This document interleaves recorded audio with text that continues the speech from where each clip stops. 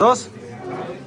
Bueno, buenos días. Y nosotros vamos a realizar la sustentación del primer laboratorio y somos el grupo número 3 conformado por Sebastián Báez, Manuel Herrera y Juan Miguel Garay. Entonces vamos a mostrar el primer circuito implementado, que es el multiplicador de señales.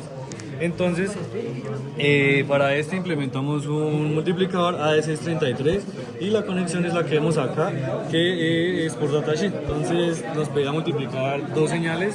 Entonces, como vamos a multiplicar primero una señal seno, que es nuestra señal XDT, por una señal cuadrada, que es nuestra señal MDT. Entonces, como vemos en el osciloscopio, la señal de entrada es una señal seno y acá la multiplicamos cambiamos y la multiplicamos por la señal cuadrada, que tiene un poco de ruido, y como podemos ver, acá está la señal de salida. Entonces, según el teorema de Nyquist, lo que nos dice es que la señal de muestradora debe ser dos veces mayor a la señal de entrada, pero esto es teóricamente, prácticamente debe ser 6 o 10 veces mayor. Entonces acá por nuestros parámetros la señal de entrada es de 400 Hz y acá primero vamos a ver que 10 veces mayor la señal muestradora de la entrada nos da esto, cumple perfectamente el teorema de Nyquist.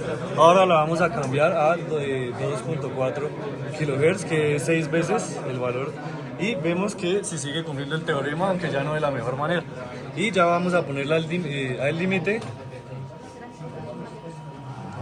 Y vemos acá el comportamiento, que ya no se cumple, por lo que está en el límite, ya no se está cumpliendo el teorema de Nyquist. Y pues si la bajamos más, pues va a haber un aliasing y ya no se va, si la bajamos ya no se va a cumplir nada. Como vemos, ya la señal se daña y no cumple el teorema de Nyquist.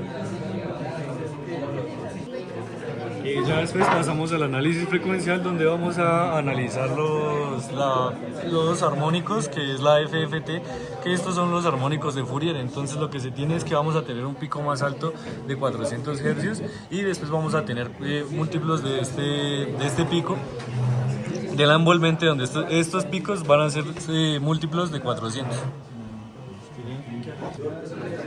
Esta parte es cuando tenemos el teorema de Nyquist en lo ideal, que vemos cómo se cumple, y acá si aumentamos la escala, pues vamos a ver cómo se ve la envolvente de mejor manera. Ya después vamos a poner, para que no se cumpla el teorema, y acá vamos a ver que la envolvente pues ya se daña y no cumple, ya no se cumple y se daña, ya no está cumpliendo el teorema de Nyquist. Listo, ingeniero. Entonces, ya como segundo montaje que tenemos en el laboratorio, lo que teníamos que hacer era utilizar el multiplicador, la salida del multiplicador hacia un retenedor, utilizando un LF398. Entonces, como se puede observar, si nosotros ubicamos nuestra señal acá, vamos a obtener nuestra señal seno. Si obtenemos acá, acá vamos a tener nuestra señal cuadrada, y lo que vamos a obtener es que vamos a obtener un retenedor, en este caso entonces de orden 0, y vamos a utilizar las mismas salidas. Entonces lo que hicimos fue utilizar los 15 negativos, los 15 positivos de nuestro multiplicador, y por último lo que hicimos fue utilizar nuestra señal cuadrada, nuestra misma señal cuadrada, hacia el retenedor. Lo que utilizamos para ubicarnos dentro del circuito fue utilizar un circuito dentro del datasheet del LF398, para así poder observar debidamente el componente. Entonces, como podemos observar, si nosotros ponemos en la salida de nuestro retenedor, lo que vamos a poder observar es esa señal que tenemos en azul. Entonces podemos observar la señal del multiplicador y la señal a su vez también del retenedor. Lo que pues nosotros podemos ver es que este circuito tiene una función de mantener constante el valor de cada muestra hasta la llegada de la siguiente. Esto quiere decir que se simula el proceso de conversión digital analógica. Cuando nosotros hicimos este paso, lo que vimos fue cómo la señal reconstruida se aproximaba a la original, y esto se presentaba de una forma escalonada, como podemos ver aquí, como unas muestras. Y ya por último, lo que tuvimos como interesante fue que la señal del reloj del multiplicador tenía que estar sincronizada con la del retenedor para que uno pudiera observar debidamente la señal muestrada. Bueno, ingeniero, ahora para mostrar la parte del sistema de adquisición de datos, lo que se hizo fue generar un código en Arduino para la ESP32. En este código básicamente lo que se tiene es, bueno, primeramente las conexiones del pin 34 y el pin 25 para la lectura tanto del generador como la salida del osciloscopio. Y lo que se tiene acá es una pequeña medida de los intervalos de muestreo, de los cuales se pusieron en 4 milisegundos, entonces es decir que toma pues una muestra cada 4 milisegundos para la frecuencia de 20 Hz.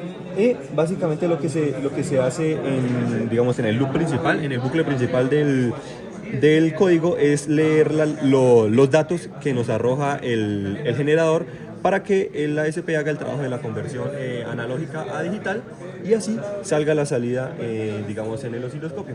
Como nosotros nos podemos dar cuenta, aquí tenemos una señal seno de los 20 Hz, que es el valor que nos dio el número n del grupo 3, son los 20 Hz, y lo que se tiene pues es una señal seno, y aquí se ve la señal seno, digamos, reconstruida desde el AS. Luego lo que se tiene es que si nosotros cambiamos la señal, por ejemplo, a una cuadrada, básicamente nos va a generar una señal cuadrada sin ningún otro intercambio, sin ningún otro cambio. Y por último pues tenemos una señal rampa y nos va a generar también así como una señal seno, pero pues con escalones, que es básicamente lo que explicamos en la primera parte del multiplicador, que nos da que se ven como en escalones porque espera que se termine la muestra para pasar a la otra muestra.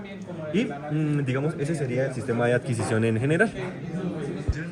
Bueno, ingeniero, y ahora para ver como una parte del proceso del sistema de adquisición de datos, lo que se hizo básicamente fue un montaje, un circuito en Simulink, en el cual tenemos diferentes tipos de señales, en donde tenemos una señal cuadrada, una señal triangular y una señal seno. Entonces aquí primeramente tenemos conectada la señal cuadrada al COM9, que es el COM, que está conectado al ESP32, y aquí estos dos cables, estos dos jumpers, son los que están conectados al osciloscopio. Entonces, como podemos ver aquí en el osciloscopio, tenemos la salida cuadrada sin ningún inconveniente.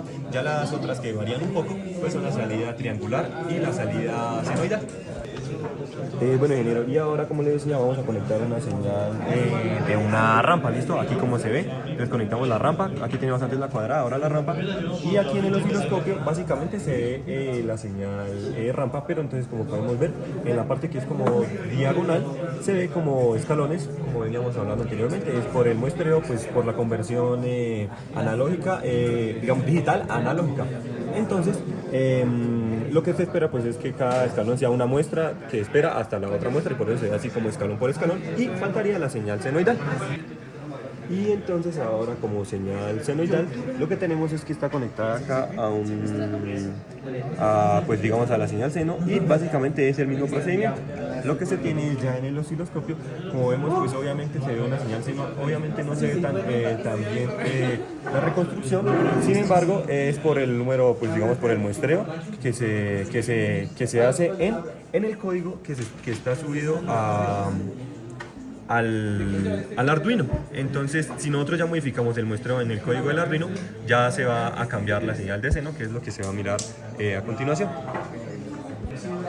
Y bueno, pues de pronto ya para la explicación de los bloques que tenemos aquí en MATLAB, lo que tenemos pues es este, que es una generación de una señal cuadrada común y corriente. Este es una señal rampa o diente de sierra. Luego este, que es una señal seno, y este es un multiplicador, un 0.5 que se le multiplica para digamos que añadirle un pequeño offset a la señal para que se vea bien en el osciloscopio y no se vea recortada. Luego lo que tenemos acá, que es el multiplicador de esas señales. Y luego lo que tenemos acá pues es un pequeño como osciloscopio, que es como para verificar dentro de MATLAB la señal, pero como ya se verificó en el osciloscopio no es necesario. Aquí lo que hace el double es la conversión de datos que nos da MATLAB digital, para convertirlas a análogas y que las pueda leer los datos del COM9, que son los datos que lee el ESP, y por eso se puede mirar de manera correcta en el osciloscopio. Bueno, ingeniero, y ahora como para la resolución de las preguntas que hay en la guía al final, la primera nos dice que qué es un circuito PLL, y lo que es un circuito PLL es un sistema que tiene un control retroalimentado, en el cual digamos que compara las fases de la señal. Entonces compara la fase de la señal de entrada con la fase de la señal generada, digamos, por el osciloscopio, por el generador, disculpa. Entonces lo que hace el circuito PLL es digamos que en dado caso de que haya una diferencia de fase o estén desfasados, lo que hace eso es ajustar la frecuencia para que ambas señales ya queden, digamos que sincronizadas, queden en fase. Bueno, pues pasamos a la siguiente pregunta, donde nos dice cómo funciona el multiplicador analógico en la modulación de amplitud, o sea, la modulación AM. Entonces, como sabemos, pues, la modulación AM se basa en multiplicar la señal portadora por la señal moduladora. Entonces, la modulación de amplitud se basa en multiplicar estas dos señales y obtener la señal ya modulada. Entonces, lo que se hace es con el multiplicador multiplicar estas dos señales y se obtiene la amplitud. Básicamente, lo que se hace el multiplicador es multiplicar la señal portadora por la señal modulada y se obtiene la señal modulada ya en amplitud. Básicamente el multiplicador literal solo multiplica estas dos señales y funciona igual que lo que veníamos trabajando.